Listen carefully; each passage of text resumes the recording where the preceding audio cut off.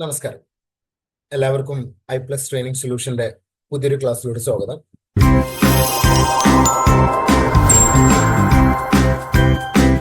നമ്മൾ ഇന്നിവിടെ ഡിസ്കസ് ചെയ്യാൻ വേണ്ടിയിട്ട് പോകുന്നത് നിങ്ങളുടെ HSA സോഷ്യൽ സയൻസിലെ മൊഡ്യൂൾ നമ്പർ 1-ലെ യൂണിറ്റ് നമ്പർ 5-ലെ മറ്റൊരു ടോപ്പിക്കാണ്. നമ്മൾ യൂണിറ്റ് നമ്പർ 5-ൽ ഉള്ള ഒരു ടോപ്പിക് നമ്മൾ ഓൾറെഡി കവർ ചെയ്തിട്ടുണ്ട്, ഇൻഡസ്ട്രിയൽ റവല്യൂഷൻ.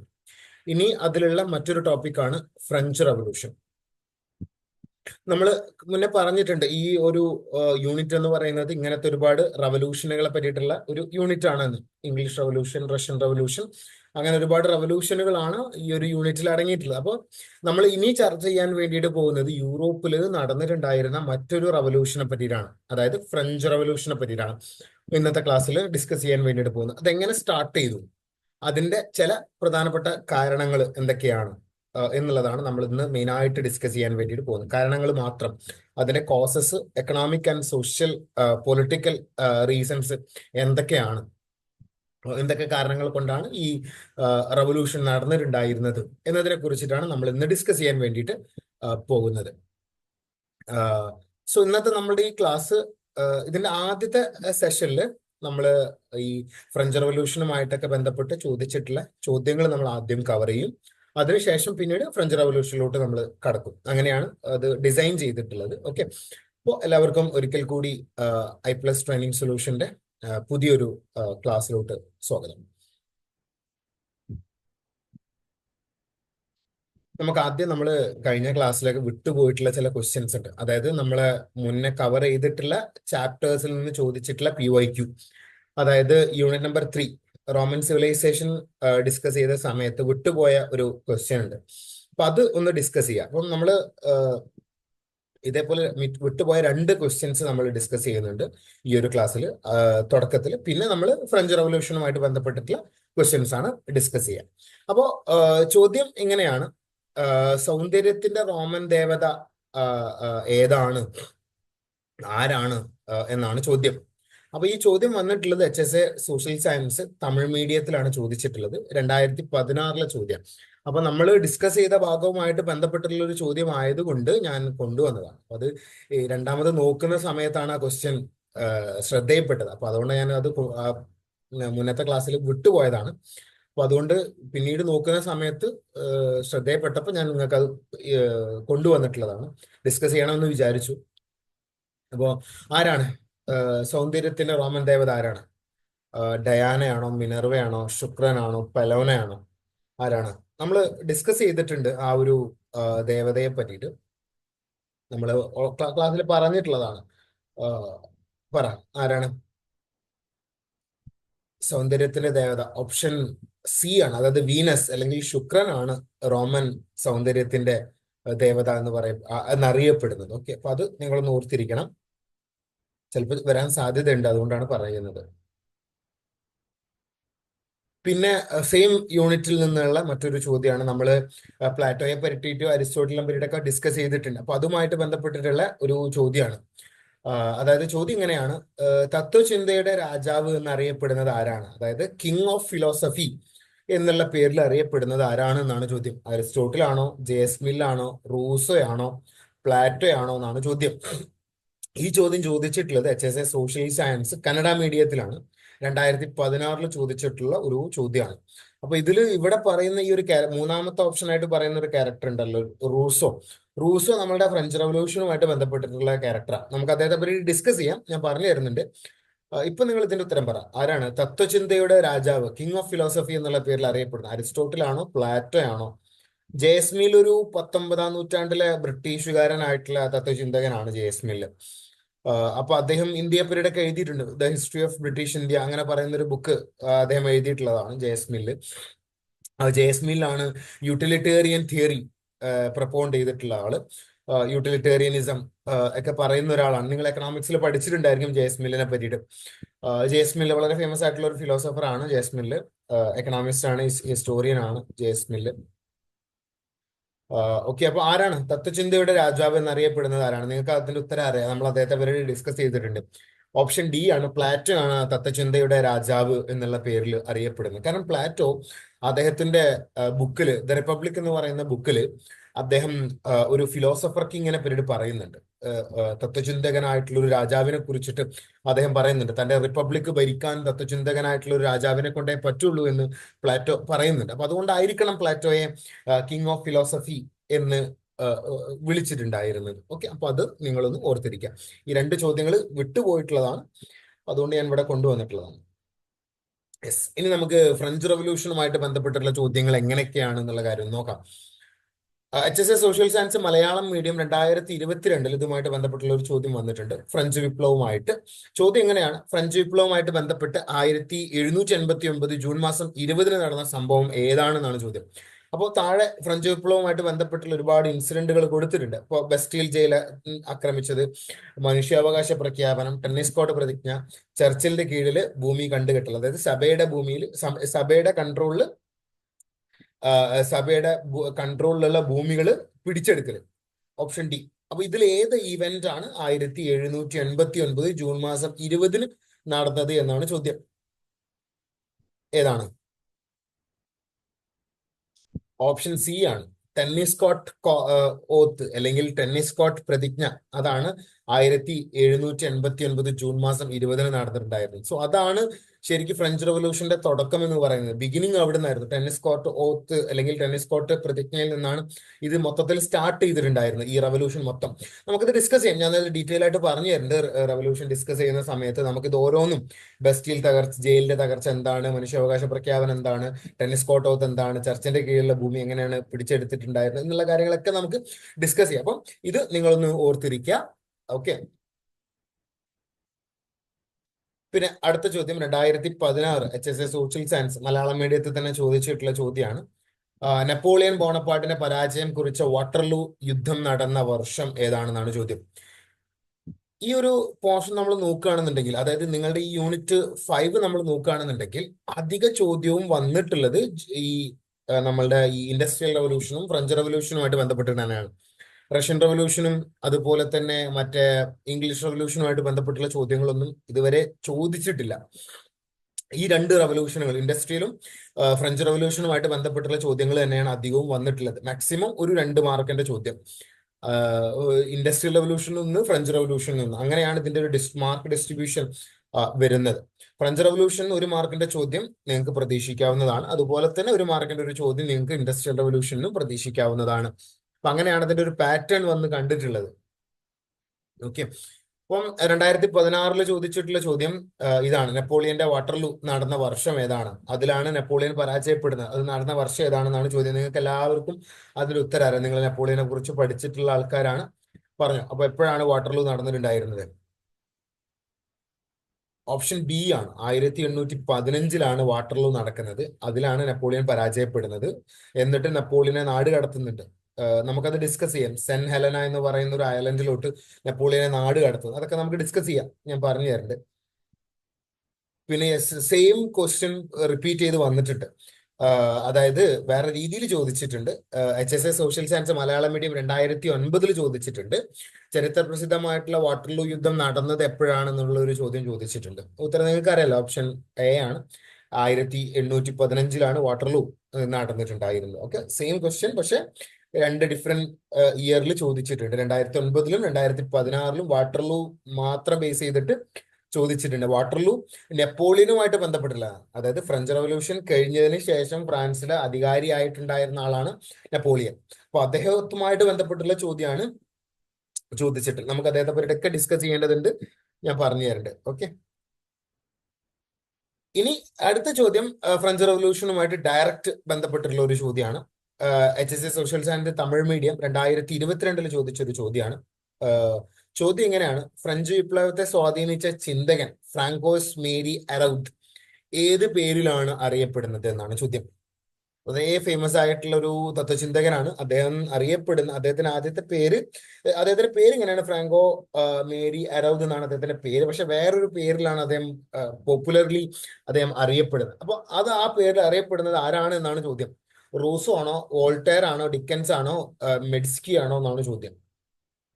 ആരാണ്? ഓപ്ഷൻ എ ആണോ അല്ലെങ്കിൽ ഓപ്ഷൻ സി ആണോ? റൂസോ ഓർ വോൾട്ടയർ, ഇതിൽ ആരാണ് ഫ്രാങ്കോ മേരി അറൗഡ് എന്നുള്ള പേരിൽ അറിയപ്പെടുന്നത്?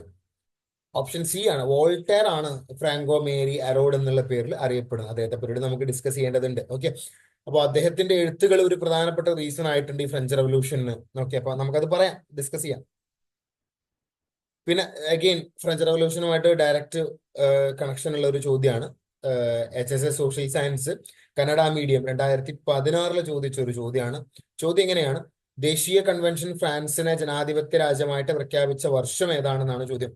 ഫ്രാൻസിൽ റവല്യൂഷൻ നടന്നതിന് ശേഷം അധികാരത്തിൽ വന്നിട്ടുണ്ടായിരുന്ന സഭ അല്ലെങ്കിൽ ഒരു പാർലമെന്റ് പോലത്തെ ഒരു സെറ്റപ്പിനെയാണ് നമ്മൾ നാഷണൽ കൺവെൻഷൻ എന്ന് വിളിക്കുന്നത്. അപ്പൊ ഈ ഫ്രഞ്ച് റവല്യൂഷൻ നടന്ന ഉടനെ അധികാരത്തിൽ വന്നിട്ടുണ്ടായിരുന്നത് ഈ ഒരു പാർലമെന്റ് ആണ്.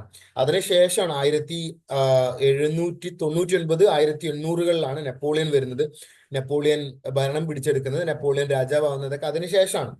ഓക്കെ, അപ്പം ഈ ഫ്രാൻസിൽ റവല്യൂഷൻ നടന്ന ഉടനെ ഒരു പാർലമെന്റ് വരുന്നുണ്ട്. ആ പാർലമെന്റിന്റെ പേരാണ് ദേശീയ കൺവെൻഷൻ അല്ലെങ്കിൽ നാഷണൽ കൺവെൻഷൻ. അപ്പോൾ അത് എന്നാണ് ഫ്രാൻസിനൊരു ജനാധിപത്യ രാജ്യമാക്കിയിട്ട് മാറ്റിയിട്ടുണ്ടായിരുന്നത് എന്നാണ് ചോദ്യം. ഫ്രാൻസിൽ വിപ്ലവം നടക്കുന്നത് 1789 അങ്ങൊക്കെ അറിയുന്ന പോലെ. പക്ഷെ അത് കഴിഞ്ഞതിന് ശേഷമാണ് എന്ത് നടക്കുന്നത്, ഈ ഫ്രാൻസിനെ ജനാധിപത്യ രാജ്യമായിട്ട് മാറ്റുന്നത്. അപ്പൊ അതെന്താണെന്നാണ് ചോദ്യം. 1798-ലാണോ, 92-ലാണോ, 89-ലാണോ, 87-ലാണോ എന്നാണ് ചോദ്യം. 87 എന്തായാലും അല്ല, 1787 എന്തായാലും അല്ല. കാരണം റവല്യൂഷൻ നടക്കുന്നത് 1789-ലാണ്. ഈ ഡേറ്റ് ഈ ഇയർ ഓർത്തിരിക്കാൻ വളരെ എളുപ്പമാണ്. 7, 8, 9 ഓർത്ത് വെച്ചാൽ മതി. French revolution. ഓക്കെ, അപ്പോ ഓപ്ഷൻ സിയും അല്ല ഡിയും അല്ല, അതിന് ശേഷമാണ് എന്തായാലും. അപ്പോ ഓപ്ഷൻ എ ആണോ അല്ലെങ്കിൽ ഓപ്ഷൻ ബി ആണോ എന്നാണ് ചോദ്യം. ഇതിന്റെ ഉത്തരം ഏതാണ്? ഓപ്ഷൻ ബി ആണ്. അതായത് 1792-ലാണ്, അതായത് റവല്യൂഷൻ നടന്ന ഒരു 3 വർഷത്തിന് ശേഷമാണ് നാഷണൽ കൺവെൻഷൻ ഫ്രാൻസിനെ ഡെമോക്രാറ്റിക് കൺട്രി ആയിട്ട് ഡിക്ലെയർ ചെയ്യുന്നത്. അപ്പൊ അത് നിങ്ങൾ ഓർത്തിരിക്കുക. പിന്നെ ഇതുമായിട്ട് ബന്ധപ്പെട്ടുള്ള ഒരു ചോദ്യം ഈ HSST ഹിസ്റ്ററി 2024 ചോദിച്ചിട്ടുണ്ട് ഫ്രഞ്ച് റവല്യൂഷനുമായിട്ട്. അപ്പൊ നമുക്ക് ഇത്തരത്തിലുള്ള ചോദ്യം പ്രതീക്ഷിക്കാവുന്നതാണ്. അതുകൊണ്ടാണ് ഞാൻ അത് വീണ്ടും കൊണ്ടുവന്നിട്ടുള്ളത് നിങ്ങൾക്ക് ഇവിടെ HSSTയിൽ നിന്ന്. ചോദ്യം എങ്ങനെയാണ്: ഇനി പറയുന്ന ഇവന്റുകൾ, അതായത് ഈ ക്രോണോളജിക്കൽ ഓർഡറിലാക്കാനാണ് ചോദ്യം. അപ്പൊ ഇത്തരത്തിലുള്ള ചോദ്യങ്ങൾ നമുക്ക് പ്രതീക്ഷിക്കാവുന്നതാണ്. കാരണം PSCയുടെ പാറ്റേണുകൾ ചേഞ്ച് ചെയ്യുന്നുണ്ട്. അപ്പം ഈ ക്രോണോളജിക്കൽ ഓർഡറിലാക്കാനുള്ള കാര്യങ്ങളും ചോദിക്കാറുണ്ട്. അപ്പം നമുക്കത് പ്രതീക്ഷിക്കാം. അപ്പം ചോദ്യം ഇങ്ങനെയാണ്: ബസ്റ്റീൽ ജയിൽ ആക്രമണം, പിന്നെ ടെന്നീസ് പ്രതിജ്ഞ, ലൂയി 16-ന്റെ വധശിക്ഷ, പിന്നെ അവകാശങ്ങളുടെ പ്രഖ്യാപനം. ഇത് ഓർഡറിലാക്കാനാണ് ചോദ്യം. അപ്പം നമ്മൾ നേരത്തെ ഡിസ്കസ് ചെയ്ത പോലെ ഞാനിതിൽ കുറച്ച് കാര്യങ്ങളുടെ ആൻസർ പറഞ്ഞു തന്നിട്ടുണ്ട്. നിങ്ങൾ പറ, അപ്പൊ ഏതായിരിക്കും ആദ്യം നടന്നിട്ടുണ്ടായിരിക്കുക? ഏത് ഇവന്റ് ആയിരിക്കും ആദ്യം നടന്നിട്ടുണ്ടായിരിക്കുക? ആദ്യത്തെ ഇവന്റ് ടെന്നീസ് കോർട്ട് പ്രതിജ്ഞയാണ്. നമ്മൾ അത് നേരത്തെ ഡിസ്കസ് ചെയ്തിട്ടുള്ളതാണ്. അപ്പോ ടെന്നീസ് കോർട്ട് 1. രണ്ടാമത്തത് അപ്പൊ ഏതായിരിക്കും? ടെന്നീസ് കോർട്ട് നടക്കുന്നു, അതിനുശേഷം ജയിൽ ആക്രമണം, ബസ്റ്റീൽ എന്ന് പറയുന്ന പ്രദേശത്തെ ജയിൽ ആക്രമിച്ചു. അത് രണ്ടാമത്തത്. പിന്നെ മൂന്നാമത്തത് ഏതാ? മൂന്നാമത്തത് ഏറ്റവും ലാസ്റ്റ് ഉള്ളതാണ്. അതായത് മനുഷ്യാവകാശങ്ങളുടെ പ്രഖ്യാപനം, ഹ്യൂമൻ റൈറ്റ്സിന്റെ ഡിക്ലറേഷൻ. അത് പിന്നെ ഏറ്റവും ലാസ്റ്റ് ആണ് ലൂയി 16-നെ കൊല്ലുന്നത്, ലൂയി 16-നെ വധിക്കുന്നത് ഏറ്റവും ലാസ്റ്റ് ആയിട്ടാണ് നടക്കുന്നത്. അപ്പൊ ആ ഇവന്റുകൾ നിങ്ങളൊന്ന് ഓർത്തിരിക്കുക. അപ്പം നമുക്ക് ഇതിൽ നിന്ന് മനസ്സിലായ ഒരു കാര്യം എന്താണെന്ന് വെച്ച് കഴിഞ്ഞാല്, ഈ ഫ്രഞ്ച് റവല്യൂഷനുമായിട്ട് ബന്ധപ്പെട്ടുള്ള ചോദ്യങ്ങളുടെ ഒരു പാറ്റേൺ നമ്മൾ നോക്കുകയാണെന്നുണ്ടെങ്കിൽ ഈ അധികവും ഈ ഇയറുമായിട്ട് ബന്ധപ്പെട്ടുള്ള ചോദ്യങ്ങളാണ് ചോദിക്കാറ്, അല്ലെ? അപ്പം നിങ്ങൾ ഓരോ ഇവന്റും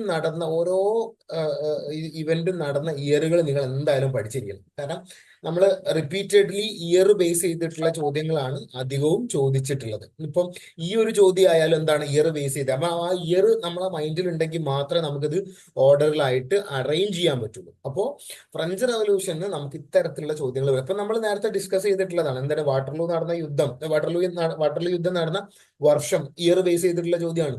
പിന്നെ ഇതേ സെയിം സാധനം 2016 HSL ചോദിച്ചിട്ടുണ്ട്. ഈ ജൂൺ മാസം 20-ന് 1789 ജൂൺ മാസം 20-ന് നടന്ന സംഭവം എന്താണ്?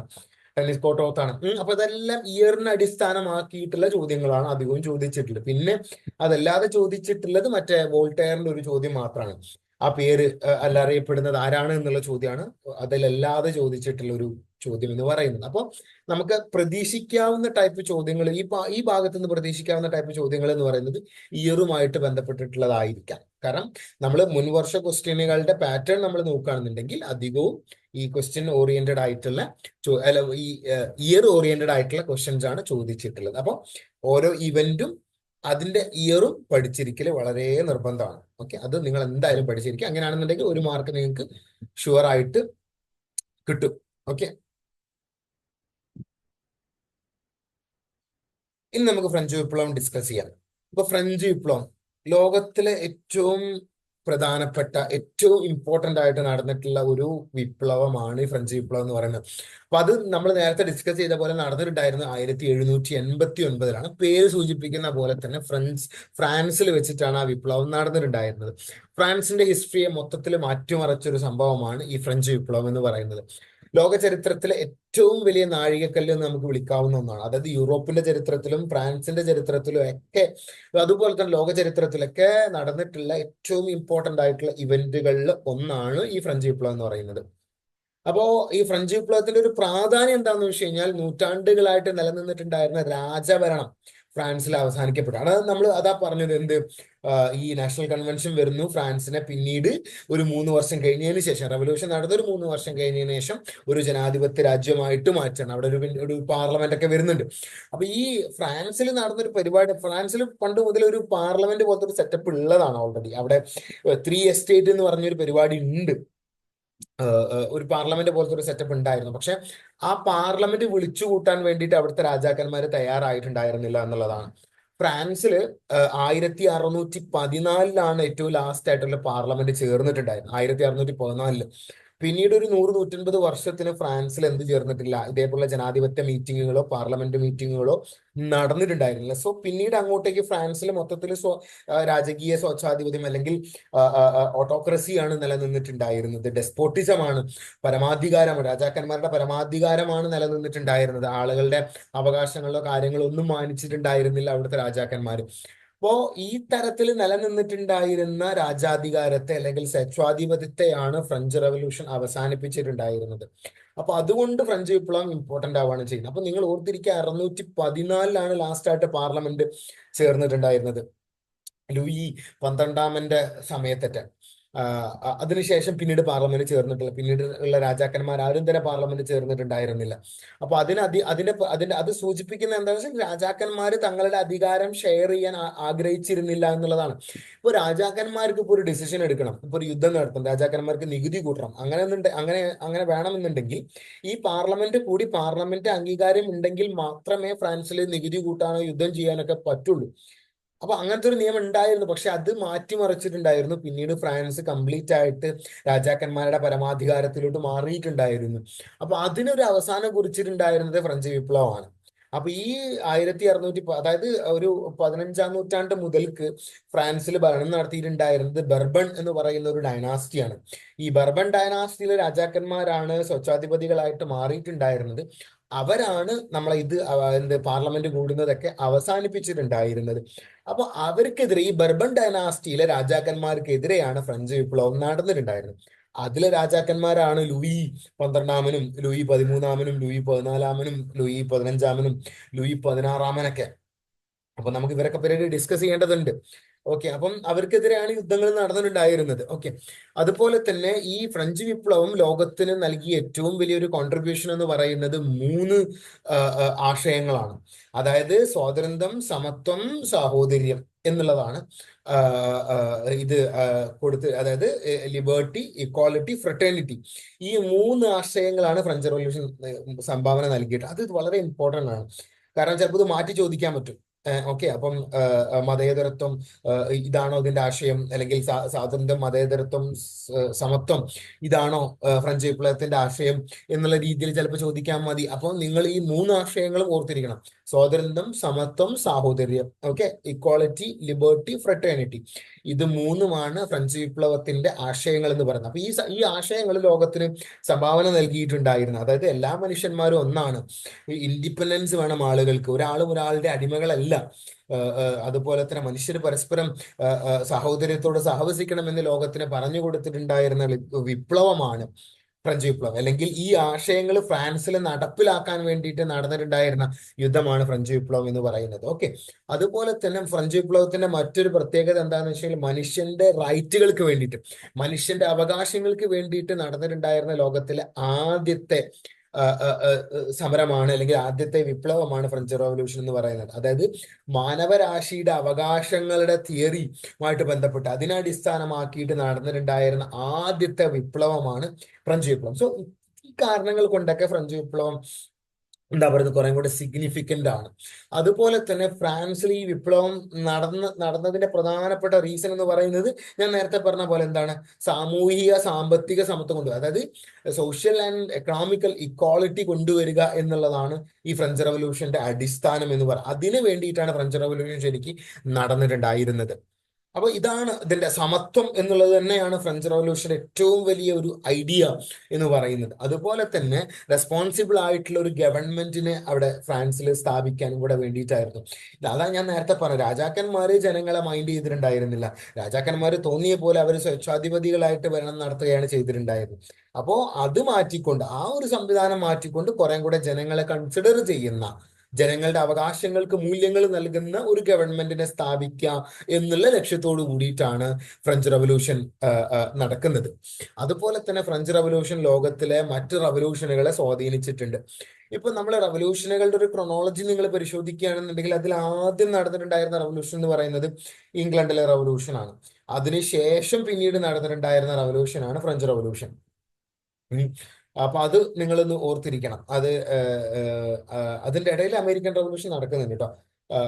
ഇംഗ്ലണ്ടിലെ revolution, American revolution, then French revolution, അങ്ങനെയാണ് ആ ഒരു ഓർഡർ വരുന്നത്. അതിനുശേഷമാണ് റഷ്യൻ റവല്യൂഷൻ വരുന്നത്. അപ്പോൾ ഈ ഫ്രഞ്ച് റവല്യൂഷൻ ഒരുപാട് അതിനുശേഷം നടന്നിട്ടുള്ള ഒരുപാട് സംഭവ വികാസങ്ങളെ സ്വാധീനിച്ചിട്ടുണ്ട്. ഇപ്പോൾ ഇന്ത്യയിലെ ഇൻഡിപെൻഡൻസ് മൂവ്മെന്റുകളെ, അതുപോലെ തന്നെ മറ്റു രാജ്യങ്ങളിൽ നടന്നിട്ടുണ്ടായിരുന്ന ഇൻഡിപെൻഡൻസ് മൂവ്മെന്റുകളെ, അതുപോലെ തന്നെ മറ്റു രാജ്യങ്ങളിൽ നടന്നിട്ടുണ്ടായിരുന്ന റവല്യൂഷൻ, അതിന്റെ ഒരു ബെസ്റ്റ് എക്സാമ്പിൾ ആണ് റഷ്യൻ റവല്യൂഷൻ. റഷ്യൻ റവല്യൂഷനൊക്കെ ഫ്രഞ്ച് റവല്യൂഷൻ ഒരുപാട് ഇൻഫ്ലുവൻസ് ചെയ്തിട്ടുണ്ട്. അപ്പോൾ മറ്റു റവല്യൂഷനുകളെ ഫ്രഞ്ച് റവല്യൂഷൻ സ്വാധീനിച്ചിട്ടുണ്ടായിരുന്നു. അതുപോലെ തന്നെ ഈ ഫ്രഞ്ച് വിപ്ലവം നടക്കുന്ന സമയത്ത് യൂറോപ്പിന്റെ ചരിത്രം മൊത്തം ഒരു രാഷ്ട്രത്തിലോട്ട് ഒതുങ്ങിയിട്ടുണ്ടായിരുന്നു, ഒരു സംഭവത്തിലോട്ട് ഒതുങ്ങിയിട്ടുണ്ടായിരുന്നു, ഒരു മനുഷ്യനിലോട്ട് ഒതുങ്ങിയിട്ടുണ്ടായിരുന്നു. അതായത് ആ രാഷ്ട്രം ഒരു രാഷ്ട്രത്തിലോട്ട് ഒതുങ്ങി എന്ന് പറഞ്ഞു കഴിഞ്ഞാൽ എന്താണ്, ഫ്രാൻസിലോട്ട് ഒതുങ്ങിയിട്ടുണ്ടായിരുന്നു. കാരണം മൊത്തം യൂറോപ്പിൽ നടക്കുന്ന മൊത്തം സംഭവ വികാസങ്ങൾ നടക്കുന്നത് ഫ്രാൻസിലാണ്. അപ്പോൾ ആ സമയത്ത് യൂറോപ്പിന്റെ മൊത്തം കോൺസെൻട്രേഷൻ ഈ ഫ്രാൻസിന്റെ മേലിലായിരുന്നു. അതുപോലെ തന്നെ ഒരു വ്യക്തിയിലോട്ട് പിന്നീട് ചുരുങ്ങി എന്ന് പറഞ്ഞു. ആ വ്യക്തി മറ്റാരുമല്ല, നെപ്പോളിയൻ ബോണപ്പാർട്ടാണ്. പിന്നെ അതുപോലെ തന്നെ എന്താണ്, ഒരു സംഭവത്തിലോട്ട് ചുരുങ്ങി എന്ന് പറയുന്നു. ആ ഒരു സംഭവം എന്ന് പറയുന്നത് ഫ്രഞ്ച് റവല്യൂഷനുമാണ്. മനസ്സിലായി. അപ്പം ഒരുപാട് പ്രത്യേകതകളുള്ള ഒരു റവല്യൂഷനാണ്, ഒരുപാട് സവിശേഷതകളുള്ള ഒരു റവല്യൂഷനാണ് ഫ്രഞ്ച് റവല്യൂഷൻ. അപ്പൊ ഇത്രയും കാര്യങ്ങളാണ് അതിന്റെ ഒരു ബ്രീഫ് ഇൻട്രൊഡക്ഷൻ എന്ന് പറയുന്നത്. ബാക്കി നമുക്ക് കുറെ കൂടെ ഡീറ്റെയിൽ ആയിട്ട് അതിന്റെ പിന്നിലെ പ്രധാനപ്പെട്ട കാരണങ്ങൾ എന്തൊക്കെയാണ് എന്ന് നമുക്കൊന്ന് ഡിസ്കസ് ചെയ്യാം. എന്തൊക്കെ കാരണങ്ങൾ കൊണ്ടാണ് ഫ്രഞ്ച് റവല്യൂഷൻ നടന്നിട്ടുണ്ടായിരുന്നത് എന്നുള്ളതാണ് നമ്മൾ ഇനി ഡിസ്കസ് ചെയ്യാൻ വേണ്ടിയിട്ട് പോകുന്നത്, രാഷ്ട്രീയപരമായിട്ടുള്ള കാരണങ്ങൾ. അപ്പൊ ഞാൻ തുടക്കത്തിൽ പറഞ്ഞ പോലെ ഇതിന്റെ പ്രധാനപ്പെട്ട ഒരു കാരണം, ഈ റവല്യൂഷന്റെ പ്രധാനപ്പെട്ട ഒരു കാരണം എന്ന് പറയുന്നത് ഫ്രാൻസിലെ ഭരണം നടത്തിയിട്ടുണ്ടായിരുന്ന ബർബൺ ഡൈനാസ്റ്റി തന്നെയാണ്. കാരണം നൂറ്റാണ്ടുകളായിട്ട് ഫ്രാൻസിൽ ഭരണം നടത്തിയിട്ടുണ്ടായിരുന്ന ഈ ബർബൺ ഡൈനാസ്റ്റിയ, അവര് ഞാൻ നേരത്തെ പറഞ്ഞ പോലെ അബ്സല്യൂട്ടുകളായിരുന്നു, പരമോന്നത പരമാധികാരികളായിരുന്നു അവർ ജനങ്ങളെ അവഗണിച്ചുകൊണ്ടാണ് അവർ ഫ്രാൻസിൽ ഭരണം നടത്തിയിട്ടുണ്ടായിരുന്നത്. അതിന്റെ ഏറ്റവും ബെസ്റ്റ് എക്സാമ്പിൾ ആണ് ലൂയി 14. ഒരാളെയും ഗവനിക്കാതെ, ഒരാളെയും കൺസിഡർ ചെയ്യാതെ തന്റെ സ്വന്തം ഇഷ്ടപ്രകാരം ഫ്രാൻസിൽ ഭരണം നടത്തിയിട്ടുണ്ടായിരുന്ന ചക്രവർത്തിയാണ് ലൂയി 14. അദ്ദേഹത്തിന്റെ ഇമേജ് നിങ്ങൾക്ക് ഇവിടെ കാണാൻ കഴിയും. ആ ഇമേജിൽ നിന്ന് തന്നെ അദ്ദേഹത്തിന്റെ ഒരു നേച്ചറും കാര്യങ്ങളും നിങ്ങൾക്ക് മനസ്സിലാക്കാം.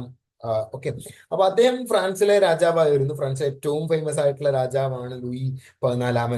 അദ്ദേഹത്തെ മറ്റൊരു പേരിലൂടെ അദ്ദേഹത്തെ അറിയപ്പെടുന്നുണ്ട്. അതായത് യൂറോപ്പിലെ മഹാരാജാവ്, അല്ലെങ്കിൽ ഗ്രാൻഡ് മൊണാർക്ക് ഓഫ് യൂറോപ്പ് എന്നുള്ള പേരിൽ അദ്ദേഹം അറിയപ്പെട്ടിട്ടുണ്ടായിരുന്നു. അതുപോലെ തന്നെ അദ്ദേഹമാണ് വിശ്വവിഖ്യാതമായിട്ടുള്ള ഒരു കൊട്ടേഷൻ പറഞ്ഞിട്ടുള്ളത്. അതായത് ഒരു കോട്ട് പറഞ്ഞു, I am the state, I am the government, ഞാനാണ് രാജ്യം, ഞാനാണ് സർക്കാർ എന്ന് പറഞ്ഞിട്ടുണ്ടായിരുന്ന ആളാണ് ലൂയി 14. അപ്പൊ അത് നിങ്ങളൊന്ന് ഓർത്തിരിക്കേണ്ട കാര്യമാണ്. അതുപോലെ തന്നെ അദ്ദേഹം ഈ രാജാക്കന്മാരുടെ ദൈവിക അവകാശ സിദ്ധാന്തത്തിൽ, അതായത് ഡിവൈൻ റൈറ്റ് തിയറിയിൽ വിശ്വസിച്ചിട്ടുണ്ടായിരുന്നു. അദ്ദേഹത്തിനെ പോലത്തെ മറ്റു ഫ്രാൻസിലെ രാജാക്കന്മാരൊക്കെ ഈ ഡിവൈൻ റൈറ്റ് തിയറിയിൽ വിശ്വസിച്ചിട്ടുണ്ടായിരുന്ന ആളുകളാണ്. എന്താണ് ഈ ഡിവൈൻ റൈറ്റ് തിയറി?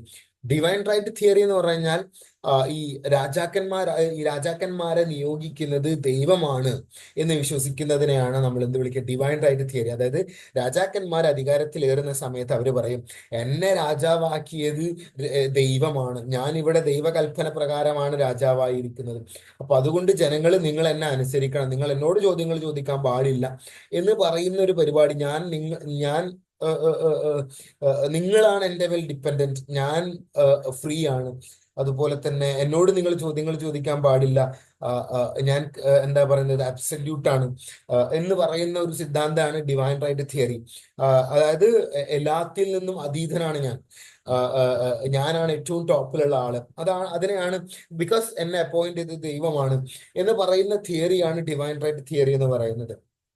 അപ്പോ അവർ ഈ തിയറി നടപ്പിലാക്കി അവര് ജനങ്ങളുടെ താല്പര്യങ്ങൾ അവഗണിച്ചുകൊണ്ട് അവർ ഭരണം നടത്തിയിട്ടുണ്ടായിരുന്നു. അപ്പൊ ഇത് ഈ ഡിവൈൻ റൈറ്റ് തിയറിയുടെ ബെസ്റ്റ് എക്സാമ്പിളുകൾ നിങ്ങൾക്ക് നമ്മളെ കേരള ചരിത്രത്തിൽ തന്നെ നിങ്ങൾക്ക് കാണാൻ കഴിയും. ഇപ്പോ ട്രാവൻകൂർ നമ്മൾ നോക്കുകയാണെന്നുണ്ടെങ്കിൽ, ട്രാവൻകൂറില് രാജാവ് എന്താ പറഞ്ഞിട്ടുണ്ടായിരുന്നത്? പത്മനാഭന്റെ ദാസൻ എന്നാണ് പറഞ്ഞിട്ടുണ്ടായിരുന്നത്. അതുപോലെ തന്നെ അക്ബർ ചക്രവർത്തി ദൈവം നേരിട്ട് അയച്ച ആളാണ് എന്നാണ് അക്ബർ ചക്രവർത്തി പറഞ്ഞിട്ടുണ്ടായിരുന്നത്. അതിനൊരു പേരുണ്ട്, ഒരു പേർഷ്യൻ ടേം ഉണ്ട്, ദില്ലോവ, അങ്ങനെ എന്തോ ഒരു പേരുണ്ട്, കറക്റ്റ് ആയിട്ട് എനിക്ക് കിട്ടുന്നില്ല. അതുപോലെ തന്നെ ഡൽഹി സൽത്തനത്തിന്റെ സമയത്ത് ഇപ്പോ ബാൽബൻ അങ്ങനെയുള്ള രാജാക്കന്മാരൊക്കെ ഇത്തരത്തിലുള്ള ഡിവൈൻ റൈറ്റ് തിയറി പറഞ്ഞിട്ടുണ്ട്. ദൈവമാണ് എന്നെ നിയോഗിച്ചത്, ദൈവത്തിന്റെ ലൈറ്റാണ് ഞാൻ, ദൈവത്തിന്റെ പ്രകാശമാണ് ഞാൻ, ദൈവത്തിന്റെ നിഴലാണ് ഞാൻ എന്നുള്ള രീതിയിൽ ഇന്ത്യയിലെ രാജാക്കന്മാരും ഈ ഡിവൈൻ റൈറ്റ് തിയറി യൂസ് ചെയ്തിട്ടുണ്ട്. അപ്പൊ അതേപോലെ ഫ്രാൻസിലെ രാജാക്കന്മാരും യൂസ് ചെയ്തിട്ടുണ്ടായിരുന്നു എന്നുള്ളതാണ്. അപ്പൊ അവരുടെ ഇഷ്ടപ്രകാരം ജനങ്ങളുടെ പ്രശ്നങ്ങളൊന്നും നോക്കാതെ അവർ ഭരണം നടത്തിയിട്ടുണ്ടായിരുന്നു. അപ്പൊ അത് ഫ്രഞ്ച് റവല്യൂഷന്റെ ഒരു പ്രധാനപ്പെട്ട കാരണമായിട്ടുണ്ട്. അതുപോലെ തന്നെ അദ്ദേഹത്തിന് ശേഷം 14 ശേഷം വന്നിട്ടുണ്ടായിരുന്ന ആളാണ് ലൂയി 15. 1710 മുതൽ 1774 വരേക്കും ഒരു 64 വർഷം ഫ്രാൻസിൽ ഭരണം നടത്തിയിട്ടുണ്ടായിരുന്ന ആളാണ് ലൂയി 15. പക്ഷെ അദ്ദേഹം അത്ര പവർഫുൾ ആയിട്ടുള്ള രാജാവൊന്നും ആയിരുന്നില്ല, അദ്ദേഹത്തിന് ഭരിക്കാനുള്ള കഴിവൊന്നും ഉണ്ടായിട്ടുണ്ടായിരുന്നില്ല. അതുകൊണ്ട് തന്നെ അദ്ദേഹം പലപ്പോഴും പറഞ്ഞിട്ടുണ്ടായിരുന്ന ഒരു കാര്യം എന്താണെന്ന് വെച്ച് കഴിഞ്ഞാൽ, എനിക്ക് ശേഷം പ്രളയം എന്നാണ്. അതായത് എനിക്ക് ശേഷം എന്ത് നടക്കുന്നു, ജനങ്ങളുടെ കാര്യം എന്താവും എന്നുള്ളതിനെ പറ്റിയിട്ടൊന്നും ഞാൻ കൺസേൺഡ് അല്ല എന്നുള്ള രീതിയിൽ, അതായത് ഭരിക്കുന്ന സമയത്ത് ഇത്തരത്തിലുള്ള കാര്യങ്ങൾ അവർ പറഞ്ഞിട്ട് അവര് അബ്സല്യൂട്ടുകളാണ്, അവര് പരമാധികാരികളാണ്, അവര് മറ്റുള്ള ആളുകളെ കെയർ ചെയ്തിട്ടുണ്ടായിരുന്നില്ല, മറ്റുള്ള ആളുകൾക്ക് പ്രാധാന്യം കൊടുത്തിട്ടുണ്ടായിരുന്നില്ല എന്നുള്ളത് തന്നെയാണ്. അപ്പോ ഇത്തരത്തിലുള്ള ഡയലോഗുകളാണ് ഇവർ പറഞ്ഞിട്ടുണ്ടായിരുന്നത്. എനിക്ക് ശേഷം പറയാം, ബിക്കോസ് ഐ ഡോണ്ട് കെയർ എന്നാണ് അവർ ഉദ്ദേശിക്കുന്നത്, അതിൻ്റെ ഒരു അർത്ഥം.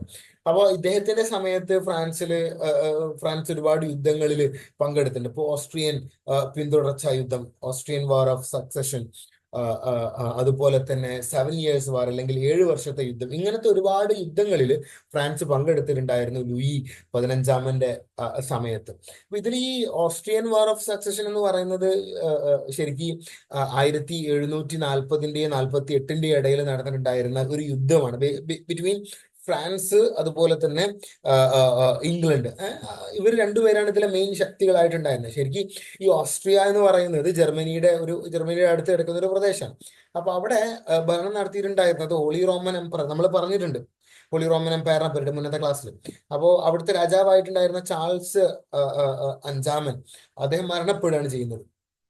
അപ്പോ അദ്ദേഹം മരണപ്പെട്ട സമയത്ത് അദ്ദേഹത്തിന് കുട്ടികൾ ഉണ്ടായിട്ടുണ്ടായിരുന്നു, ആൺകുട്ടികൾ ഉണ്ടായിട്ടുണ്ടായിരുന്നില്ല. അപ്പൊ അടുത്ത രാജാവ് ആരായിരിക്കണം എന്നതിനെ സംബന്ധിച്ച് ഒരു പ്രശ്നം, ഒരു കോൺഫ്ലിക്റ്റ് നടക്കുന്നുണ്ട്. അപ്പൊ അങ്ങനെയാണ് അദ്ദേഹത്തിന്റെ മകള് മരിയ തെരേസ വരുന്നത്. അപ്പൊ മരിയ തെരേസ വന്നപ്പോൾ മരിയ തെരേസനെ അക്സെപ്റ്റ് ചെയ്യാൻ ഇവരാരും ബാക്കിയുള്ള ആളുകൾ റെഡി ആയിട്ടുണ്ടായിരുന്നില്ല. അങ്ങനെ യുദ്ധങ്ങൾ നടക്കുകയാണ്. അപ്പം ഇതിൽ രണ്ട് ചേരികൾ, ഇപ്പൊ 1-ാം ലോകമഹായുദ്ധമൊക്കെ നടക്കുന്ന പോലെ 2 ചേരികളായിട്ട് തിരിയുന്നുണ്ട്. അപ്പൊ ഈ സമയത്ത് ഈ ഓസ്ട്രിയയുടെ അടുത്ത് കിടക്കുന്ന ഒരു പ്രദേശമാണ് പ്രഷ്യ. അപ്പൊ ഈ പ്രഷ്യ ഈ ഓസ്ട്രിയയെ കോൺകർ ചെയ്യാൻ വേണ്ടിയിട്ട് ശ്രമിച്ചിട്ടുണ്ട്, കാരണം അവിടെ ഒരു രാജാവില്ല, അപ്പൊ ഈസി ആയിട്ട് ആ പ്രദേശം കോൺകർ ചെയ്യാൻ പറ്റും. അപ്പൊ അങ്ങനെ ഒരു യുദ്ധം അവിടെ നടക്കുന്നുണ്ട്. അപ്പൊ അതിനെയാണ് നമ്മൾ ഈ ഓസ്ട്രിയൻ വാർ ഓഫ് സക്സഷൻ എന്ന് വിളിക്കുക. അപ്പൊ അതിൽ 2 ചേരികളായിട്ട് തിരിയുന്നുണ്ട്. ഒരു ഗാങ്ങിൽ ഫ്രാൻസ്, പ്രഷ്യ, അതുപോലെ തന്നെ സ്പെയിന് പോലുള്ള രാജ്യങ്ങൾ ഒരു ഭാഗത്ത്, മറ്റൊരു സൈഡിൽ നോക്കുകയാണെന്നുണ്ടെങ്കിൽ ഈ ഈ ഹോളി റോമൻ എംപയർ, പിന്നെ മരിയ തെരേസ ഉണ്ട്, അത് ഹോളി റോമൻ എംപയറിന്റെ നേതാവായിട്ട്. പിന്നെ ഓപ്പോസിറ്റ് സൈഡ് മീൻസ് അവരുടെ കൂടെ ഇംഗ്ലണ്ട് ഉണ്ട്, അതുപോലെ തന്നെ അവരുടെ കൂടെ ഹോളണ്ട് ഉണ്ട്, ഡച്ചും ഉണ്ട്. ഇങ്ങനെ രണ്ട് ചേരികളായിട്ട് തിരിയുന്നുണ്ട്. അപ്പൊ ഇവർ തമ്മിൽ നടന്ന ഒരു 40 മുതൽ 48 വരെ, 1740 മുതൽ 48 വരെ നടന്നിട്ടുണ്ടായിരുന്ന യുദ്ധമാണ് ഈ ഓസ്ട്രിയൻ വാർ ഓഫ് സക്സഷൻ, അല്ലെങ്കിൽ ഓസ്ട്രിയൻ പിന്തുടർച്ച അവകാശം എന്നുള്ള പേരിൽ അറിയപ്പെടുന്നത്. അപ്പൊ അതിൽ ഫ്രാൻസിന്റെ സൈഡിൽ നിന്ന് പങ്കെടുത്ത ആളാണ് ഈ ലൂയി 15. പിന്നെ ഫിലിപ്പ് ഫിലിപ്പ് 5 എന്ന് പറയുന്ന രാജാവ് സ്പെയിനിന്റെ ഭാഗമായിട്ട് പങ്കെടുത്തിട്ടുണ്ടായിരുന്നു. പിന്നെ ഇതിൽ പ്രഷ്യയുടെ രാജാവ്, അതായത് ഓസ്ട്രിയയെ കീഴടക്കാൻ വേണ്ടിയിട്ട് ശ്രമിച്ചിട്ടുണ്ടായിരുന്ന ആളാണ് ഫെർഡിനാൻഡ് 2. അപ്പൊ ഇവരും 3 ആൾക്കാർ ഒരു സഖ്യം. ഓപ്പോസിറ്റ് സൈഡിലെ മരിയ തെരേസ, ഇംഗ്ലണ്ടിലെ രാജാവ് ജോർജ് 2, ഇവരൊക്കെ മറ്റൊരു സൈഡില്. അങ്ങനെയാണ് ഈ യുദ്ധം ശരിക്ക് നടക്കുന്നത്. അതാണ് ഈ ഓസ്ട്രിയൻ വാർ ഓഫ് സക്സഷൻ. അപ്പോൾ ഇതൊക്കെ ലൂയി 15 സമയത്ത് നടന്നിട്ടുണ്ടായിരുന്ന യുദ്ധങ്ങളാണ്. ഇതിന്റെ അനന്തരഫലങ്ങൾ ഇന്ത്യയിലും നടന്നിട്ടുണ്ട്. ഇപ്പം ഇന്ത്യയിൽ ആദ്യത്തെ കർണാട്ടിക് യുദ്ധം നടക്കാനുള്ള ഒരു കാരണം ഈ ഓസ്ട്രിയൻ വാർ ഓഫ് സക്സഷൻ ആണ്. കർണാട്ടിക് യുദ്ധങ്ങളൊക്കെ പരീഡ് നമുക്ക് ഡിസ്കസ് ചെയ്യേണ്ടതുണ്ട്. ഓക്കെ, ഇന്ത്യൻ ഹിസ്റ്ററി പറയുന്ന സമയത്ത് നിങ്ങൾക്ക് അത് ഡിസ്കസ് ചെയ്യാം, ചർച്ച ചെയ്യും അത്. ഓക്കെ, അപ്പൊ ഈ യുദ്ധങ്ങളിൽ ഫ്രാൻസ് പരാജയപ്പെട്ടിട്ടുണ്ടായിരുന്നു, ഈ 2 യുദ്ധങ്ങളിലും, 7 ഇയേഴ്സ് വാറിലും ഓസ്ട്രിയൻ വാർ ഓഫ് സക്സഷനിലൊക്കെ. അപ്പൊ അത് ഫ്രാൻസിന്റെ മേൽ വലിയ ഒരു പ്രഷർ ക്രിയേറ്റ് ചെയ്തിട്ടുണ്ടായിരുന്നു, എസ്പെഷ്യലി സാമ്പത്തികമായിട്ടുള്ള ഒരു പ്രഷർ കേട്ടോ. അപ്പൊ അത് ഫ്രാൻസിന്റെ ഖജനാവ് കാലിയാക്കിയിട്ടുണ്ടായിരുന്നു. വലിയൊരു സാമ്പത്തിക ബാധ്യത ഫ്രാൻസിന്റെ മേൽ വെച്ച് കെട്ടി കൊടുത്തിട്ടുണ്ടായിരുന്നു ഈ 2 യുദ്ധങ്ങളും. അതുപോലെ തന്നെ ഈ രാജാക്കന്മാര് ജനങ്ങളുടെ കാര്യങ്ങളൊന്നും കെയർ ചെയ്തിട്ടുണ്ടായിരുന്നില്ല, ജനങ്ങളുടെ പ്രശ്നങ്ങൾ അവർ പരിഹരിക്കാനുള്ള ശ്രമങ്ങൾ പോലും നടത്തിയിട്ടുണ്ടായിരുന്നില്ല. അപ്പൊ ഇതെല്ലാം ഈ കാരണങ്ങൾ കൊണ്ടൊക്കെ ജനങ്ങൾക്ക് ഫ്രാൻസിലെ ഗവൺമെന്റിനെ, ഫ്രാൻസിലെ ബർബൺ ഡൈനാസ്റ്റിയുടെ ഭരണത്തെ അവർ എതിർത്തിട്ടുണ്ടായിരുന്നു. സോ അതാണ് യുദ്ധത്തിലോട്ട് ഒരു കാരണമായിട്ടുണ്ടായിരുന്നത്. അപ്പൊ ഇതുമായിട്ട് ബന്ധപ്പെട്ടുള്ള ഒരു ചോദ്യം 2009 HSAക്ക് ചോദിച്ചിട്ടുണ്ട്. HSA സോഷ്യൽ സയൻസ് മലയാളം മീഡിയത്തിൽ ചോദിച്ചിട്ടുണ്ട്. ഈ 7 ഇയേഴ്സ് വാർ അല്ലെങ്കിൽ സപ്തവത്സര യുദ്ധം നടന്നത് ആരും തമ്മിലാണെന്നുള്ള ഒരു ചോദ്യം 2009 ചോദിച്ചിട്ടുണ്ട്. അപ്പൊ അത് നിങ്ങളൊന്ന് നോട്ട് ചെയ്ത് നോക്കണം. ഇതിന്റെ ഉത്തരം നിങ്ങൾക്ക് അറിയാലോ. ആരും തമ്മിലാണ് നടന്നിട്ടുണ്ടായിരുന്നത്. ബ്രിട്ടനും ഫ്രാൻസും തമ്മിൽ നടന്നിട്ടുണ്ടായിരുന്ന യുദ്ധത്തിന്റെ പേരാണ് 7 ഇയേഴ്സ് വാർ എന്ന് പറയുന്നത്. അതായത് ഈ ഓസ്ട്രിയൻ വാർ ഓഫ് സക്സഷൻ നടന്നതിന് ശേഷം, അതായത് 1756 മുതൽക്ക് 1763 വരേക്കുള്ള ആ ഒരു നീണ്ട 7 വർഷക്കാലം നടന്നിട്ടുണ്ടായിരുന്ന യുദ്ധമാണ്, ഫ്രാൻസിന്റെയും ബ്രിട്ടന്റെയും ഇടയിൽ നടന്നിട്ടുണ്ടായിരുന്ന യുദ്ധമാണ് ഈ 7 ഇയേഴ്സ് വാർ എന്നുള്ള പേരിൽ അറിയപ്പെടുന്നത്. അപ്പം ആ ഒരു സമയത്തും ഇതേപോലെ ചേരികൾ ഉണ്ടായിട്ടുണ്ടായിരുന്നു. അപ്പൊ അതില് ബ്രിട്ടനും പ്രഷ്യയും സഖ്യം ഉണ്ടായിരുന്നു. എന്നിട്ട് അവര് ഫ്രാൻസിനെയും ഓസ്ട്രിയയും ആക്രമിക്കുകയാണ് ചെയ്യുന്നത്. അതായത് മറ്റേ യുദ്ധത്തിൽ, അതായത് ഓസ്ട്രിയൻ വാർ ഓഫ് സക്സഷനിൽ ടീമുകളായിട്ടുണ്ടായിരുന്ന 2 ആളുകൾ വേർപിരിയാണ്. ഈ 1-ാം ലോക മഹായുദ്ധത്തിൽ നടന്ന പോലെ 1-ാം ലോക മഹായുദ്ധത്തിൽ ബ്രിട്ടന്റെ കൂടെയായിരുന്നു ഇറ്റലി. പക്ഷെ പിന്നീട് 2-ാം ലോക മഹായുദ്ധം നടക്കുന്ന സമയത്ത് ബ്രിട്ടനെതിരെയാണ് ഇറ്റലി വരുന്നത്. അതായത് ബ്രിട്ടനും ഫ്രാൻസിനും എതിരെയാണ് ഇറ്റലിയും ജർമ്മനിയും 2-ാം ലോക മഹായുദ്ധം നടത്തുന്നത്. മനസ്സിലായി? അപ്പോ അതുണ്ട്. അതുപോലെ തന്നെ ഈ 1-ാം ലോക മഹായുദ്ധത്തിൽ ജപ്പാനും ഇതേപോലെ ഇവരുടെ കൂടെയായിരുന്നു. ആരുടെ കൂടെ? ബ്രിട്ടനെയും ഫ്രാൻസിന്റെയും കൂടെ ആയിരുന്നു. പക്ഷെ സെക്കൻഡ് വേൾഡ് വാറിന്റെ സമയത്ത് ജർമ്മനിന്റെയും ഇറ്റലിന്റെയും കൂടെ ജപ്പാൻ ചേരുകയാണ് ചെയ്തിട്ടുണ്ടായിരുന്നത്. അപ്പൊ അതേപോലെ സഖ്യകക്ഷികൾ മാറിയിട്ടുണ്ടായിരുന്നു. ഇവര് ഈ രാഷ്ട്രീയ പാർട്ടിക്കാർ കൂറുമാറുന്ന പോലെ ഇവർ മാറിയിട്ടുണ്ടായിരുന്നു. ഈ ഓസ്ട്രിയൻ വാർ ഓഫ് സക്സഷനിൽ ഫ്രാൻസും പ്രഷ്യയൊക്കെ ഒരു ടീമാണ്. പക്ഷെ 7 ഇയേഴ്സ് വാറിന്റെ സമയത്ത് പ്രഷ്യ ഫ്രാൻസിന്റെ എതിരാളിയായിട്ട് മാറിയിട്ടുണ്ടായിരുന്നു. അപ്പൊ അങ്ങനെ അവര് പരസ്പരം അങ്ങോട്ടും ഇങ്ങോട്ടും മാറിയിട്ടുണ്ട്. ഒരു ടീം UK ബ്രിട്ടനും പ്രഷ്യയും, ഓപ്പോസിറ്റ് സൈഡിൽ ഫ്രാൻസും ഓസ്ട്രിയ ആയിട്ട് മാറിയിട്ടുണ്ട്. അപ്പൊ ഈ ഒരു യുദ്ധത്തിന്റെ പ്രത്യേകത എന്താ വെച്ചാൽ ഈ യുദ്ധം 3 ഭൂഖണ്ഡങ്ങളിലായിട്ട് നടന്നിട്ടുണ്ടായിരുന്ന യുദ്ധം ഈ 7 ഇയേഴ്സ് വാർ എന്ന് പറയുന്നത്. അതായത് യൂറോപ്പിൽ ഇതിന്റെ കോൺസിക്വൻസ് ആയിട്ട് യുദ്ധങ്ങൾ നടന്നിട്ടുണ്ട്, ഏഷ്യയിൽ നടന്നിട്ടുണ്ട്, അതുപോലെ തന്നെ നോർത്ത് അമേരിക്കയിൽ നടന്നിട്ടുണ്ട്. നോർത്ത് അമേരിക്കയിലാണ് ഇത് പൊട്ടി പുറപ്പെട്ടിട്ടുണ്ടായിരുന്നത്. നോർത്ത് അമേരിക്കയിൽ നടന്നിട്ടുണ്ടായിരുന്ന ചില ഇഷ്യൂസ് ഒക്കെയാണ് ഇതിലോട്ട് കാരണമായിട്ടുണ്ടായിരുന്നത്. അതുപോലെ തന്നെ ഈ ഈ നമ്മളെ ഈ പ്രഷ്യൻ രാജാവായിട്ടുണ്ടായിരുന്ന ഫെർഡിനാൻഡ് സെക്കൻഡ് സാക്സോണി എന്ന് പറയുന്ന റീജിയൻ കോൺകർ ചെയ്യാൻ വേണ്ടിയിട്ട് ശ്രമം നടത്തി. അതും ഇതിന്റെ ഒരു റീസൺ ആണ്. ഈ 7 ഇയേഴ്സ് വാർ നടക്കാനുള്ള ഒരു റീസൺ ആണ് അതും. അപ്പൊ പല പല കാരണങ്ങളുണ്ട്. അപ്പോൾ ഇന്ത്യയിൽ ഇതിന്റെ ഭാഗമായിട്ട് കർണാട്ടിക് യുദ്ധങ്ങൾ നടന്നിട്ടുണ്ട്, ബ്രിട്ടനും ഫ്രാൻസും തമ്മിൽ. അതിലൊക്കെ കർണാട്ടിക് യുദ്ധങ്ങൾ, ആദ്യത്തെ കർണാട്ടിക് യുദ്ധത്തിൽ മാത്രമാണ് ഫ്രാൻസ് ജയിച്ചിട്ടുണ്ടായിരുന്നത്. രണ്ടിലും മൂന്നിലൊക്കെ ഫ്രാൻസ് പരാജയപ്പെടുകയാണ് ഇംഗ്ലണ്ടിനോട് ചെയ്തിട്ടുണ്ടായിരുന്നത്. അപ്പൊ അങ്ങനെ യുദ്ധങ്ങൾ ഇതിന്റെ ഭാഗമായിട്ട് ഈ 7 ഇയേഴ്സ് വാറിന്റെ ഭാഗമായിട്ട് 3 ഭൂഖണ്ഡങ്ങൾ നടന്നിട്ടുണ്ട്. ഏഷ്യയിലും അമേരിക്കയിലും അതുപോലെ തന്നെ യൂറോപ്പിലും ഇതിന്റെ ഭാഗമായിട്ട് യുദ്ധങ്ങൾ നടന്നിട്ടുണ്ട്. അപ്പൊ അതും നിങ്ങളൊന്ന് നോട്ട് ചെയ്ത് വെക്കണം. പിന്നെ പിന്നെ അടുത്തതായിട്ട് നമുക്ക് ഇപ്പൊ നമ്മള് ലൂയി 14 ഡിസ്കസ് ചെയ്തു, ലൂയി 15 ഡിസ്കസ് ചെയ്തു. ഇനി നമുക്ക് ഡിസ്കസ് ചെയ്യാനുള്ളത് ലൂയി 16. അപ്പൊ ഈ ഫ്രഞ്ച് റവല്യൂഷൻ നടക്കുന്ന സമയത്ത് ഫ്രാൻസിലെ റൂളർ എന്ന് പറയുന്നത് ലൂയി 16 അപ്പൊ അദ്ദേഹം അധികാരത്തിൽ ഏറിയിട്ടുണ്ടായിരുന്നത് 1774. അതായത് ലൂയി 15 മരണപ്പെട്ടതിന് ശേഷം 16 വരികയാണ് ചെയ്തിട്ടുണ്ടായിരുന്നത്. അദ്ദേഹവും ലൂയി 15 പറഞ്ഞ പോലെ അത്ര എഫിഷ്യന്റ് ആയിട്ടുള്ള റൂളർ ഒന്നും ആയിട്ടുണ്ടായിരുന്നില്ല. ഒരു അത്ര കഴിവ് അദ്ദേഹത്തിന് ശരിക്കും ഇൻട്രസ്റ്റ് ഉണ്ടായിരുന്നില്ല എന്നുള്ളത് രാജാവാവാൻ. പക്ഷെ സാഹചര്യങ്ങളുടെ സമ്മർദ്ദം മൂലം അദ്ദേഹത്തിന് രാജാവ് ആവേണ്ടി വന്ന ഒരാളാണ്. അപ്പൊ അദ്ദേഹം ആസ് എ ഹ്യൂമൻ ബീങ് അദ്ദേഹം നല്ല മനുഷ്യനായിരുന്നു. പക്ഷെ ആസ് എ റൂളർ അദ്ദേഹം ഭയങ്കര വീക്ക് ആയിട്ടുള്ള ഒരു ഭരണാധികാരിയായിരുന്നു. വളരെ മോശമായ ഭരണാധികാരിയായിരുന്നു എന്നുള്ളതാണ്. അദ്ദേഹം പ്രഭുക്കന്മാരുടെയും പുരോഹിതന്മാരുടെയും ഒക്കെ സ്വാധീനത്തിലായിരുന്നു. എന്തിനേറെ പറയുന്നത്, തന്റെ സ്വന്തം ഭാര്യയുടെ സ്വാധീനത്തിന്റെ അണ്ടറിലായിരുന്നു. സ്വന്തം ഭാര്യയുടെ പാവയായിട്ട് മാറിയിട്ടുണ്ടായിരുന്ന ഒരാളായിരുന്നു ഈ ലൂയി 16. അപ്പൊ അദ്ദേഹത്തിനെതിരെയാണ് റവല്യൂഷൻ നടന്നിട്ടുണ്ടായിരുന്നത്. അദ്ദേഹമായിരുന്നു ആ സമയത്ത് ഫ്രാൻസിലെ ഭരണാധികാരി. അപ്പോ അദ്ദേഹം രാജാവായ സമയത്ത് അദ്ദേഹം ഈ ഓസ്ട്രിയൻ രാജകുമാരി ആയിട്ടുള്ള മേരി ആന്റോനറ്റിനെ വിവാഹം കഴിച്ചിട്ടുണ്ടായിരുന്നു. അതായത് ഈ ഓസ്ട്രേലിയ രാജകുമാരി ആയിട്ടുള്ള മേരി ആന്റോനറ്റിനെ വിവാഹം കഴിച്ചു. അത് ഫ്രാൻസിലെ ജനങ്ങൾക്ക് ഇഷ്ടമുണ്ടായിരുന്നില്ല. കാരണം അവര് പുറത്തുനിന്നുള്ള ഒരാളാണ്, ഓസ്ട്രേലിയയിൽ നിന്നുള്ള ഒരാളാണ് മേരി ആന്റോനറ്റ്. അപ്പൊ അതുകൊണ്ട് അവർക്കത് ആ വിവാഹത്തോട് അവർക്ക് എതിർപ്പുണ്ടായിരുന്നു ഫ്രാൻസിലെ ജനങ്ങൾ. കാരണം പുറത്തുനിന്നുള്ള ഒരാളെയാണ് തങ്ങളുടെ രാജാവ് കല്യാണം കഴിക്കുന്നത്. ഓക്കെ, അപ്പൊ ഇവിടെ നിങ്ങളുടെ ഇടത്തെ സൈഡിൽ നിങ്ങൾക്ക് ലൂയി 16 ഒരു ഇമേജ് നിങ്ങൾക്ക് കാണാൻ കഴിയും. അതുപോലെ തന്നെ ഇവിടെ നിങ്ങളുടെ വലത്തെ സൈഡിൽ നിങ്ങൾക്ക് ലൂയി 16 ഫോട്ടോ നിങ്ങൾക്ക് കാണാൻ കഴിയും. നിങ്ങളുടെ ഇടത്തെ സൈഡിൽ നിങ്ങൾക്ക് ഈ ഡിവൈൻ റൈറ്റ് എന്ന് പറഞ്ഞാൽ എന്താന്നുള്ള അതിന്റെ ഒരു പോസ്റ്റർ പോലത്തെ ഒരു സംഭവം നിങ്ങൾക്ക് കാണാൻ കഴിയും. ഇവിടെ ലൂയി 16 ആയിരിക്കാം ചിലപ്പോൾ രാജാവാൻ നിൽക്കുന്നുണ്ട്, കിരീടം വാങ്ങുന്നുണ്ട് ദൈവത്തിന്റെ അടുത്ത്. അപ്പൊ ഇത്തരത്തിലാണ് അവർ ജനങ്ങളുമായിട്ട് ഈ കാര്യങ്ങൾ ഡിവൈൻ റൈറ്റ് കമ്മ്യൂണിക്കേറ്റ് ചെയ്തിട്ടുണ്ട്. അതായത് ദൈവമാണ് എന്നെ രാജാവാക്കിയത് എന്ന് കാണിക്കാൻ. അപ്പൊ അതിൽ നിങ്ങൾക്ക് മാലാഖമാരടുത്ത് ആ രാജാവിന്റെ അടുത്ത് മാലാഖമാരും കാണാൻ കഴിയും. മനസ്സിലായി? അപ്പൊ അത് കാണിക്കുന്നത് ഈ ഡിവൈൻ റൈറ്റ് തിയറീസ് ആണ്. ഇങ്ങനെയൊക്കെയാണ് അവരത് അപ്രോപ്രിയേറ്റ് ചെയ്തിട്ടുണ്ടായിരുന്നത്. അപ്പൊ അങ്ങനെ അദ്ദേഹത്തിന്റെ വിവാഹം നടക്കുന്നുണ്ട് 1770. ആ വിവാഹം നടക്കുന്ന സമയത്ത് 132 ആൾക്കാർ തിക്കിലും തിരക്കിലും പെട്ട് മരണപ്പെട്ടിട്ടുണ്ടായിരുന്നു. പക്ഷെ അദ്ദേഹം ആഘോഷ പരിപാടികൾ വെയിൽസിൽ വെച്ച് നടന്നിട്ടുണ്ടായിരുന്ന തന്റെ ആഘോഷ പരിപാടികൾ കണ്ടിന്യൂ ചെയ്യുകയാണ് ചെയ്തിട്ടുണ്ടായിരുന്നത്. ഇവിടെ നിങ്ങൾക്ക് മേരി ആന്റോനറ്റിന്റെ ഒരു ഇമേജ് നിങ്ങൾക്ക് കാണാൻ കഴിയും. അപ്പോ അവരുടെ സ്വാധീനത്തിലായിരുന്നു രാജാവ്. അവരുടെ അണ്ടർ കൺട്രോളിലായിരുന്നു. അവര് പറയുന്ന പോലെയാണ് ലൂയി 16 അവിടെ ഭരണം നടത്തിയിട്ടുണ്ടായിരുന്നത്. അപ്പൊ അവര് നൂർജഹാനെ പോലെ, ഇപ്പം നിങ്ങൾക്കറിയാലോ ജഹാംഗീർ നൂർജഹാനും ജഹാംഗീറിനെ മുൻനിർത്തി ഭരണം നടത്തിയിട്ടുണ്ടായിരുന്നത് നൂർജഹാനാണ്. അപ്പൊ അതേപോലെ ഇവര് മാരി ആന്റോനറ്റ് ഇയാളെ ലൂയി 16 മുൻനിർത്തിയിട്ട് ഭരണം നടത്തിയിട്ടുണ്ടായിരുന്നു.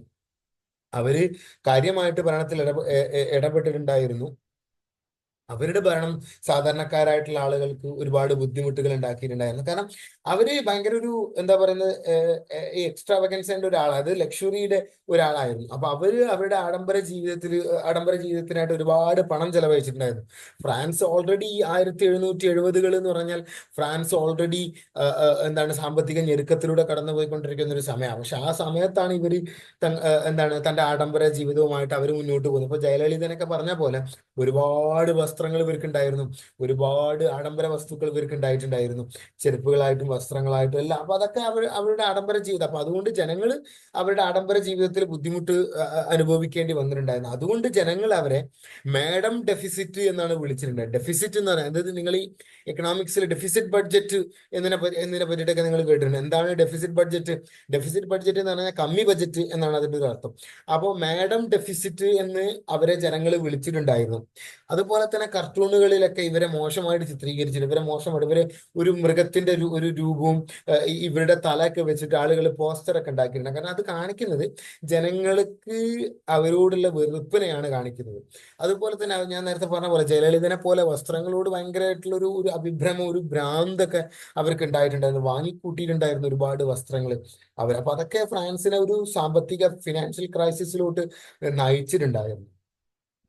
പിന്നെ മറ്റൊരു റീസൺ എന്താന്ന് വെച്ച് കഴിഞ്ഞാല് ഇവര് കൂടെ പങ്കാളിയായിട്ടുള്ള ഒരു ഒരു ഒരു സംഭവം ഫ്രാൻസിൽ നടന്നിട്ടുണ്ടായിരുന്നു. അതാണ് ഡയമണ്ട് നെക്ലസ് അഫയർ എന്നുള്ള പേരിൽ അറിയപ്പെടുന്നത്. അപ്പൊ ഈ ഡയമണ്ട് നെക്ലസ് അഫയർ എന്ന് പറഞ്ഞാൽ അത് 1785 നടക്കുന്നത്. അതായത് റവല്യൂഷൻ നടക്കുന്നതിന്റെ ഒരു 4 വർഷം മുന്നേ. അപ്പോൾ സംഭവം എന്താന്ന് വെച്ച് കഴിഞ്ഞാല് ഒരു ഡയമണ്ട് നെക്ലസ് ഇവർക്ക് കൊടുത്തതാണ്.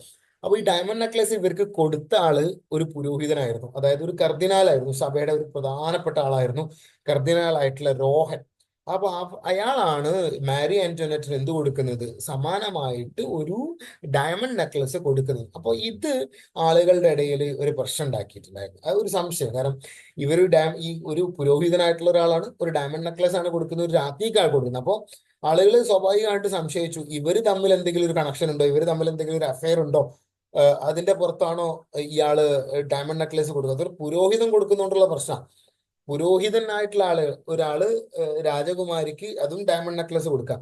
അപ്പൊ അത് സഭയുടെയും പ്രഭുക്കന്മാരെയും കളങ്കപ്പെടുത്തിയിട്ടുണ്ടായിരുന്നു. അതൊരു ഇമ്പോർട്ടന്റ് ആയിട്ടുള്ള റീസൺ ആയിട്ട് മാറിയിട്ടുണ്ട് ഈ റവല്യൂഷൻ നടക്കാൻ വേണ്ടിയിട്ട്. അതുപോലെ തന്നെ ഫ്രാൻസിന്റെ ഭരണ സംവിധാനം എന്ന് പറയുന്നത് ഭയങ്കര വികലമായിരുന്നു എന്നുള്ളതാണ്.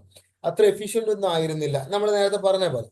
അപ്പോൾ ഈ രാജാക്കന്മാർ, ഇപ്പൊ ലൂയി 14-മനാവട്ടെ, 15-മനാവട്ടെ, 16-മനാവട്ടെ, 16-മനില്ല, 15, 14, ഇവരൊക്കെ ഈ സ്ത്രീകളും അതുപോലെ തന്നെ വീഞ്ഞ്, സമ്പത്ത്, ഇത്തരം വിഷയങ്ങൾക്ക് അടിമകളായിരുന്നു എന്നുള്ളത്. അവർ ഭയങ്കര വീക്കായിരുന്നു എന്നുള്ളതാണ്.